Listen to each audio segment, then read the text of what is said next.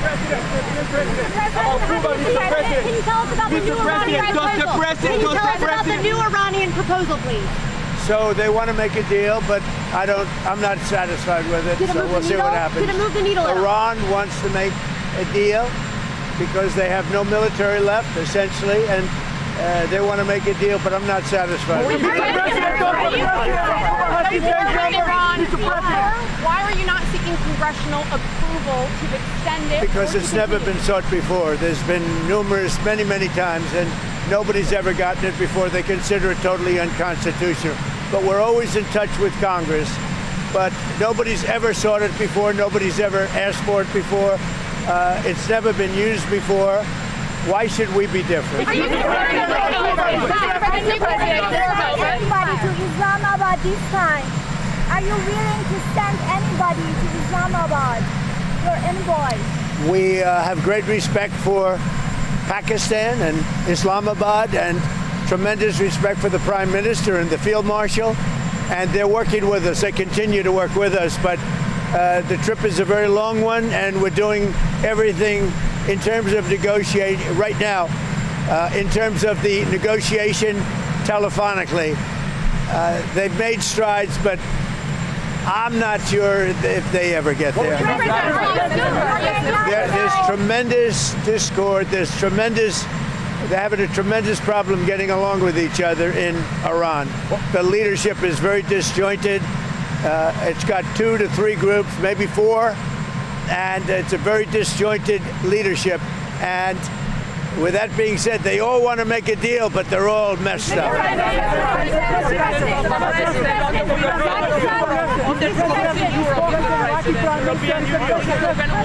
I spoke with the winner, a very good man.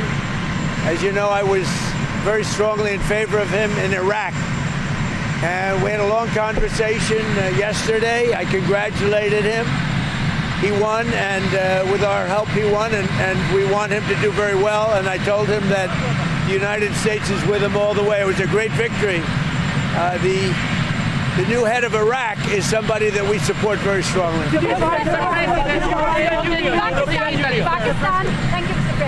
Pakistan has opened the land route trade with Iran. Did they consult you before opening it up to Iran? And are you aware of it? That was a vicious bee. I know everything about it. Yeah, I have great respect. Are you from Pakistan? No, I'm not from Pakistan. I'm American. I have great respect for Pakistan and for the Field Marshal and for the Prime Minister. Yeah, I know we do. On the European Union yesterday, you talked about Italy and the withdrawal of troops from Europe, from Italy and Spain. Can you clarify with your words? Well, I'm not happy with Italy, and I'm not happy with Spain. And they feel it's okay for Iran to have a nuclear weapon. Anybody that feels it's okay for Iran to have a nuclear weapon is not very smart. And it'll be a terrible thing in the future. If they were ever allowed to have a nuclear weapon, you would have problems the likes of which the world has never seen before, and it's not going to happen. And aside from that, right now they have no Navy, it's been wiped out, no Air Force, it's been wiped out. They have no anything. They have no anti-aircraft, they have no radar, they have no leaders, because frankly, their leaders are very disjointed. They have a lot of problems right now. They're not getting along with each other. Their leaders are not getting along with each other. So The European Union tariffs. Why did you put the tariffs? we raised the tariffs on cars coming in from the European Union because the European Union was not adhering to the trade deal we have. So based on that, now, when they build their plants, of which they're spending over $100 billion, all countries, not just the Union. When those plants open, there won't be any tariffs. But we raised the tariffs because they were not, as usual, they were not adhering to the agreement that we have. We have a trade deal with the European Union. They were not adhering to it. So I raised the tariffs on cars and trucks to 25%. That's billions of dollars coming into the United States, and it forces them to move their factory production much faster. We have right now in the United States over $100 billion of car plants being built. It's a record. We've never had anything like it.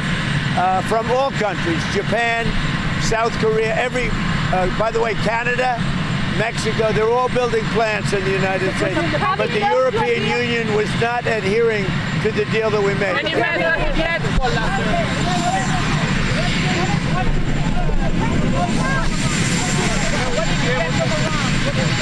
So we're dealing with Iran. As you know, it's a very disjointed, unfriendly leadership, unfriendly to each other.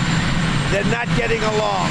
They're very, very confused by what's happened because essentially most of their military has been wiped out. But we just had a conversation with Iran. Let's see what happens. But I would say that I am not happy. Their leadership is very disjointed, very argumentative with each other. They come back, one says one thing, one says another. They're very confused. Obviously, their country has been, frankly, decimated. Their Navy is gone, their Air Force is gone. Many of their soldiers, unfortunately, are gone. They've got to come up with the right deal. At this moment, I'm not satisfied with what they're doing. Did you decide against bailing out Spirit Airlines? Well, I guess we're looking at it. If we could do it, we'd do it, but only if it's a good deal. They're claiming that they're preparing to shut down this weekend because they haven't gotten Well, we're looking at it, but if we can't make a good deal, no institution's been able to do it. I said, I'd like to save the jobs, but we'll have an announcement sometime today. We gave them a final commitment.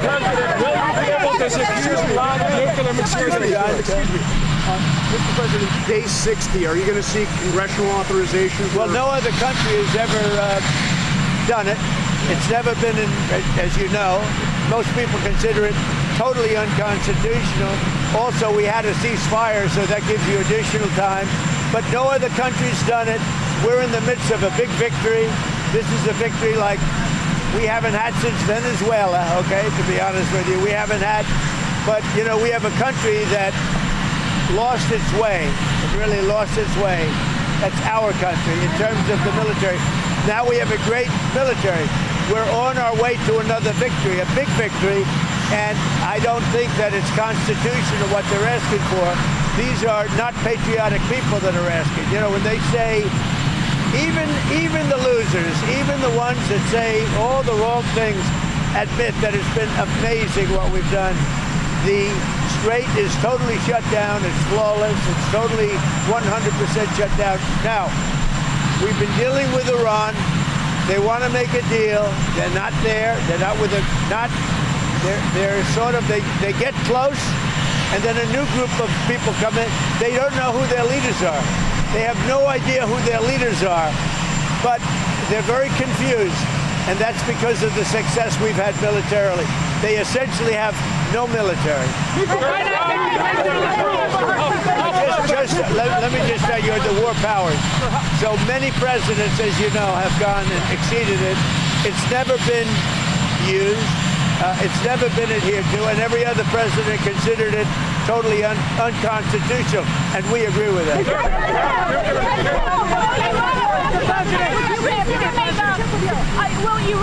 Will Iran affect your China giving a blockade? No, the China, it's going to be amazing. The visit with China and Chairman Xi, that's going to be great. We have the trip with China coming up, and I think it'll be an amazing event.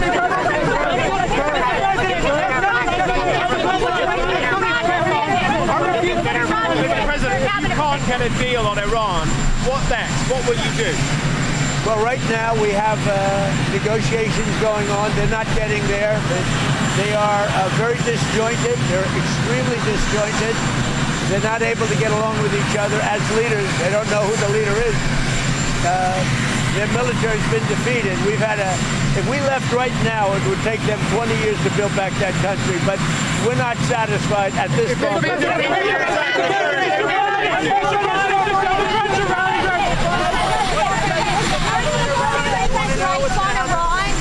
Are you considering new strikes on Iran? Why would I tell you that? Spirit Airlines, what has been the holdup on a deal? We're looking at it. We're looking at trying to help them. Something we're not looking to get involved with, but if we can, it's 14,000 jobs. We are, I would say we're driving a tough deal, but it's one of those things. We'll do it or we won't. We'll have something for you at dinner tomorrow. It seems like the other lenders are balking. They think they'll get bumped down in priority. Well, they will. We come first. Hey, you know what it is? USA first, America first. That's my fight. Including with airlines, including with Intel. You know, we made an Intel deal. You know that, right? We made about $40 billion on that. And someday Fox and Peter's going to talk about it. But we helped out Intel, and we ended up making $40 billion. So we're looking at Spirit, different kind of a thing. But we're looking at Spirit, and we can help them, we will. But we have to come first. We're first. It's America first. The CEO of Anthropic came to meet Susie Wiles a week or two ago. What is the latest on your position on that company? Well, only that they had a very good meeting.